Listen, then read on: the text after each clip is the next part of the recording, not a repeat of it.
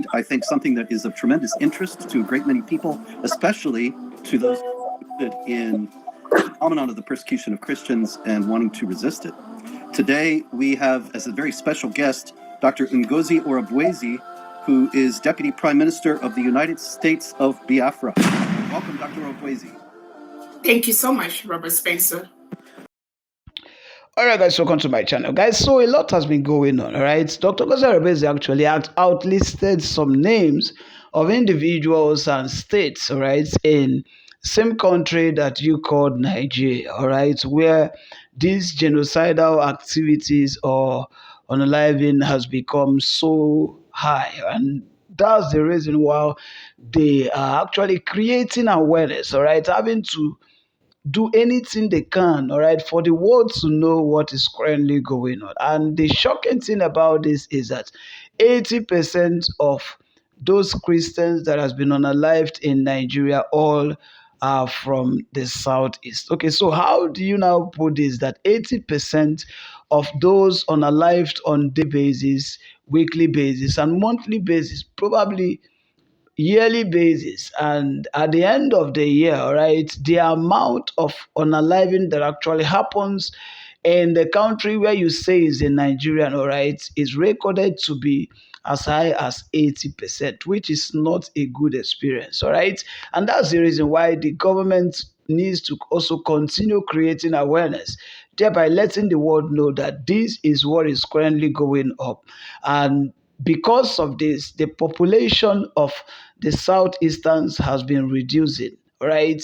Because of most of the unaliving and activities that actually, involved southeasterners. And that's the reason I actually encourage that if you are a southeastern or maybe you're a Biafran son and you see most of these activities that has been happening, please put it out there on your social media handles so that the world will know what is currently going on. Just a few hours ago, I saw a news, very high trending news that talked about Igbos leaving Lagos, all right? And those are not things that we should actually be seeing in this time of life experience, all right? Because looking at what is currently going on between Nigeria and Biafra, this is a very tough time for the people. And I don't expect that the state's Lagos, or I also came up with some laws of which I can actually interpret or maybe tell you what it means, but this is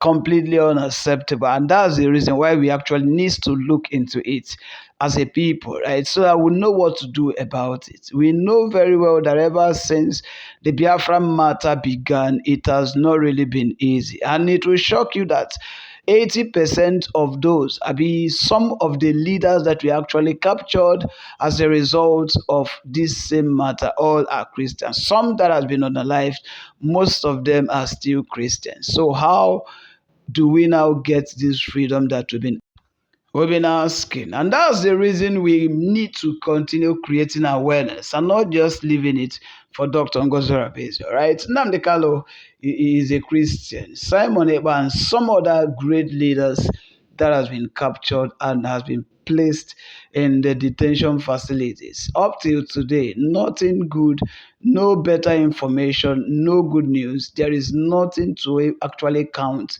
about the situation that they are currently going through in the DSS dungeon, right? So thank God that Simon Ekpa has been given a trial, and at the end, of course, he's been given 6 years, of which me and you know very well that it doesn't actually mean 6 years. But I will leave you here, and just in case it's the first time you're meeting us, please don't be in a hurry to leave. Please take your time and pay attention to everything that is going to happen in this video, as this video contains a lot of vital information and you definitely need to hear this. All right, so let's go straight into the video, and don't forget to turn on the post notification bell after the subscription. Is indeed, I think, something that is of tremendous interest to a great many people, especially to those in the phenomenon of the persecution of Christians and wanting to resist it. Today, we have as a very special guest, Dr. Ngozi Orabueze, who is Deputy Prime Minister of the United States of Biafra. Welcome, Dr. Orabueze. Thank you so much, Robert Spencer. Thank you for being here. I have to tell you right off, though, there's quite a bit of controversy about this. And so I thought, why don't we address this right away and clear the decks? In the first place, I wanted to emphasize that I, of course, am not Biafran, obviously, and I am here speaking about this issue because of the connection of Biafra and its independence to the persecution of Christians. So I'm not endorsing any group. I'm not endorsing any group either, but many people are upset. And the problem on Twitter or X is that you can't really tell who these people are, or if they are who they claim to be. But some of them are saying you are not who you claim to be. And so could you please, in the first place, tell us who you are claiming to be and why we should pay attention? Yeah, thank you so much, Robert Spencer. It's not about me claiming to be. I'm not claiming to be anything. I'm going to let you and whoever is listening know who I am. My name is Dr. Ngozi Orabueze. I'm the Chief of Staff and the Deputy Prime Minister to the newly declared United States of Biafra. Thank you. And now, because I'm sure you're aware, in the United States and also in the West in general, there is a great deal of ignorance about Nigeria, about Biafra, about West Africa in general. Could you please fill us in about what is Biafra, what is the United States of Biafra, and what you are trying to do and why? Thank you so much for that question. The United States of Biafra was a nation between 1967 and 1970. We were an independent nation. And we fought a brutal war with Nigeria between that period. At that time, we had our leader, Emeka Odumegwu Ojukwu. So after that war, between 1967 and 1970, when the war ended, the persecutions, the problems that existed at that period still existed to date.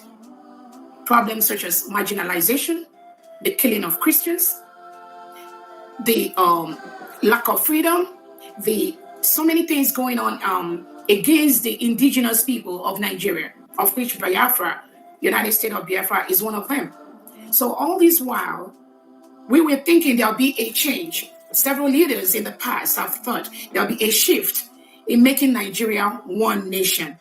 But over the years, it has proved abortive based on several things that have been going on that have made the life of an indigenous Nigeria a risk. Let me just put it that way. So on November 29th, 2024, United States of Biafra, all Biafra indigenes from across the world, we gathered in Finland, in Lahti, Finland, to redeclare the United States of Biafra.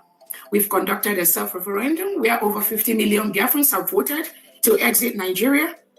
We have met all the criteria as an independent nation, which we had before, actually, between 1967 and 1970. So we have to redeclare that state in November last year. So that is where Biafra stands right now. We are a sovereign nation with a government in exile and a government in homeland with 40 states in Biafra territory. So that is where we are right now. Thank you. Now, let me ask you, though, you said that the Declaration of Independence was made in Finland. And so, obviously, it was not made in Biafra. What is the status of your movement inside Biafra itself? Okay. So it was a concurrent event because we already have an established structure inside Biafra. We have the 40 state administrators, whom we call governors right now. We have 15 counties in each of the state. And then we have the districts and we have the wards. So while we were in Finland declaring the United States of Biafra, there were activities also in homeland, in all the 40 states of the Biafra, doing almost similar things that we were doing. So we have a very strong relationship between the United States of Biafra government, from the Biafra Republic government in exile, and the homeland de facto government. We work together. I see. And so I understand, however, that immediately upon the Declaration of Independence, the Prime Minister of the United States of Biafra, Simon Ekpa, was arrested in Finland. Is that correct? No, actually, it was done before the declaration, just about a week or 2 weeks before all Biafrans assembled in Finland. The Prime Minister, Simon Ekpa, was arrested by the Finnish authorities. It will happen before the declaration, not after. Is he still in custody? He is. Oh my. And I find that interesting, especially in light of the fact that another group, the indigenous people of Biafra, its leader, Mazi Nnamdi Kanu, is also in prison. And what is the relationship between your group and his? Nnamdi Kanu is the leader of the indigenous people of Biafra. Our Prime Minister for the United States of Biafra is Simon Ekpa. That is the relationship. Simon Ekpa. That is the relationship. Well, I hope that Biafra will be able to proceed in a manner that is not done in by any internal factions. In any case, can you please explain to us what is the relationship between this Declaration of Independence and this very newly independent state and the persecution of Christians that has been in Nigeria? Thank you so much for that question. The persecution of Christians in Nigeria has been very troublesome. It has been very, very sad. The recent IRF summit that happened in Washington, D.C., Nigeria was declared as one of the deadliest places for Christians to live, with a report of over 10,000 Christians killed in Nigeria. So we have a country where they practice two laws: Sharia law in the northern part of Nigeria, and then the secular law in the other parts of Nigeria. And if you are a Christian born in the northern part of Nigeria, you are forced to live by the Sharia rules. You may remember the case of Deborah. The undergraduate was stoned to death just because she made a statement to the effect, "Jesus Christ helped me." And then the Muslim activists around her were able to pursue her, drag her out from the teacher's office where she went to, and they stoned her to death, and they burned her. This is just one incident. There are several incidences where Christians are murdered and buried in mass graves because the Nigerian state has a policy to reintegrate and rehabilitate non-terrorists into the Nigerian state. So when you are a government and you reintegrate non-terrorists into the country, what kind of country are you going to be building? So you have situations where the reintegrated terrorists, they take over the indigenous people's community, especially the Christian communities, like in Southern Kaduna, in Jos, in Plateau, in Biafra land. Recently, between December 2024 and today, we've had over hundreds of Christians that were killed in Biafra land by the Fulani terrorists and the reintegrated terrorists wearing Nigerian military and police uniform. This is what the Christians go through in Nigeria over the years. There is no solution. There is no comment from the government. Everybody just turns a deaf ear.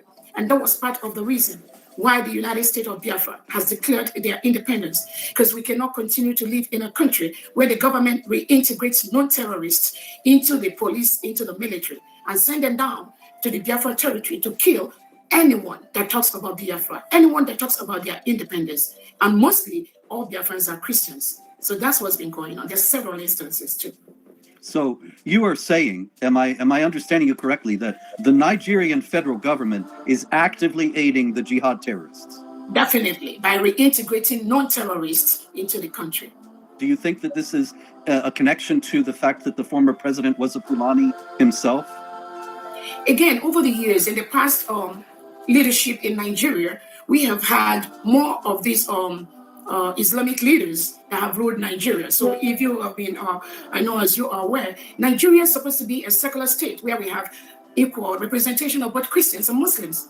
But the country is now an Islamic state. It was declared as an Islamic state by Britain without the permission of the Christians.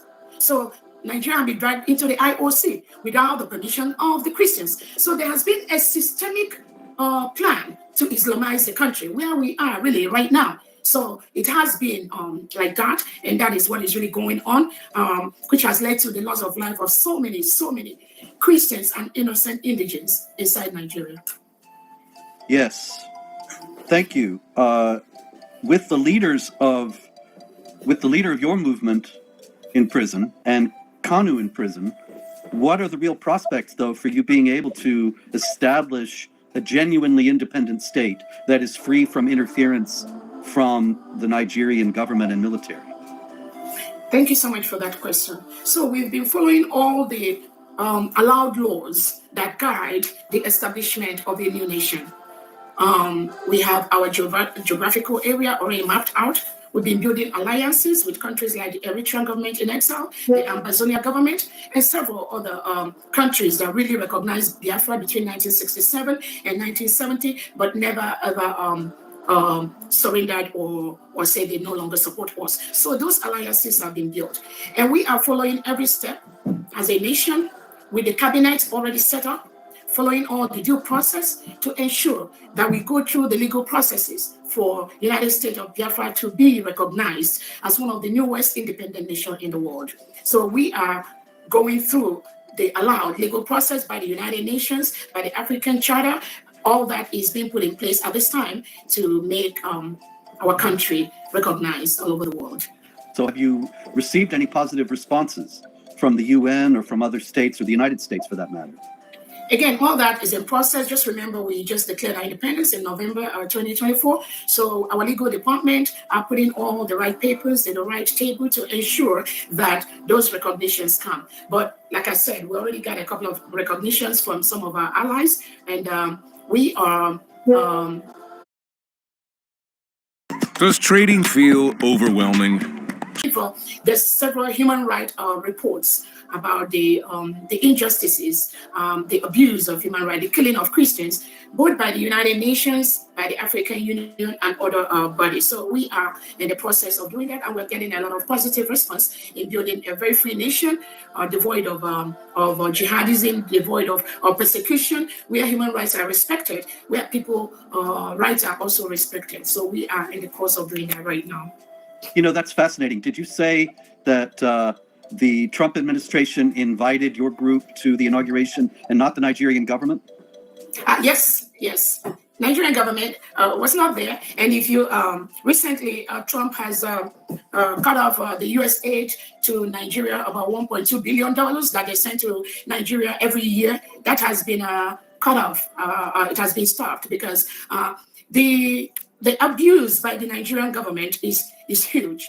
But at every step, they have used the network they have, either in Europe or in France, to suppress the freedom of indigenous Nigeria, especially the Biafrans. So even the United, when they arrested the leader, Nnamdi Kanu, there was a committee set up by the United Nations to look into the case because Nigerian government planned and they kidnapped Nnamdi Kanu from Kenya to Nigeria. Nnamdi Kanu has been in DSS dungeon now for almost 5 years, going to 5 years. Even though there was a committee on the arbitrary detention of innocent citizens, that committee of the United Nations sat and they ordered Nigeria to release Nnamdi Kanu and compensate him. Till today, that has not happened. So these human rights abuses is what even in the United Nations Committee on Human Rights 2 years ago, when Nigeria applied to be part of that committee, Nigeria got only about 2 or 3 votes. Countries like Ghana, countries like Kenya are making huge impact in the areas of human rights, in the areas of freedom of their citizens. But Nigeria has been it's just a failed state, has been deteriorating by the second. Yes, that does seem clear. And it's an excellent sign, really, to get that invitation from Trump, because Trump, of course, has very clearly set out a path since he's become president again of trying to establish a new order in the world, not a new world order, which is what the other people are all about, but try to end some of the madness of the United States giving aid to failed terror states such as the government of Nigeria and the Palestinians and so on, and instead aiding genuine struggles of indigenous peoples for independence. And so I hope that that will be followed through by this administration in terms of genuine support for the struggle of the people of Biafra and aid for them to be able to establish their independence. What do you think of the prospects, however, on a more negative note, unfortunately, of a war starting like the war that took place between 1967 and 70? Thank you so much, and I thank you for that comment. Where the expectation of Biafrans is we get the support from the United States of America, and again we already see some signs to that, and we are very, very happy at where we are right now. In the area of the war breaking out, or what happened between 1967 and now, that is a pressing area right now. In the area of information that the world have right now on what Biafrans went through between 1967 and 1970. There's a lot of awareness right now that's been created by Biafrans all over the world that we all need to go home and develop our nation. Unlike in the past, where there is suppression, there's limited information of what is happening inside the Black territory. During the 1967 to 1970 war, Nigeria carried a mass starvation of over 3 million, and for almost 3 to 5 million innocent Biafrans were starved to death because they didn't have the right information. Some of the countries in the world didn't even know what is happening. So many things have changed. We don't expect that. The killings that have been done by the Nigerian state on a daily basis, even as of 2 days ago, some of the images are so gory. And when you see the pattern of these killings are patterned after jihadism, after the terrorism, because Biafrans are by nature very, it is difficult for Biafrans to spill blood. But what happened is that the legitimized Nigerian governors that occupying the Biafra territory in the southeast and south part of Nigeria, working collaboratively with the Nigerian state, they ship all these killers, all these mercenaries into the Biafra land. So the world has more information right now on what is happening in Biafra territory. That is why the way we are going about it right now is definitely going to be different from what obtained between 1967 and 1970. I certainly hope so. And in conclusion, what would you say to the Christians and other people of goodwill around the world about the struggle of the people of Biafra today? Christians cannot converge and practice their religion securely and safely in Biafra land and in other parts of Nigeria. What I have to say is that we have to be persistent. We have to carve out a country where both Christians and Muslims have the right to exist without anyone killing each other. But what happens in Nigeria is that you have a country just laid up some truncated charges against our prime minister, and Finland arrested him just 2 weeks before we declared our independence. But Biafrans, mostly who are Christians, we were resolute. We all converged in Finland. We were able to declare our independence despite Finland holding our prime minister to truncate that process. So that shows that you cannot just defeat ideology. We are begging to leave. We do not want to live in a country whose policy is to rehabilitate and reintegrate not like Boko Haram into the police. Nothing is secure. So I encourage Biafrans to be resolute. I encourage Christians all over Nigeria to be resolute. We have to stick our ground and ensure that it is okay for self-determination. It is okay for self-defense. These are rights that are guaranteed by the United Nations, by the African Charter. But the Nigerian government, as is currently constituted, is trying to take that freedom away from us. So we are not going to back down. It is our right to choose who is going to be our leader. It is our right to defend our people from the reintegrated terrorists that are coming to kill us. It is our right to go back and develop Biafra land. By the declaration we've done, we are going to go home and practice our religion and not be scared. Just as it happens in near Ebonyi State a few days ago, where people were in the church and they came in and gunned down almost 30 people. Just like that, including innocent children. These children did not commit any crime. Their crime is just to exist in a nation called Nigeria. How long are we going to be forced to live in a country where the president never make any statement to these killings? No remorse. The governor's nothing. All the governor did was do not retaliate. How long are they going to continue to tell us do not retaliate? And we are massacred by the day, by the night. So we are pursuing the course, our freedom to self-defend our land, to self-defend our people, using every legal available means to ensure that our people are not murdered every single day. Excellently stated, and thank you. I would observe that the government of Finland is acting like Western governments all over.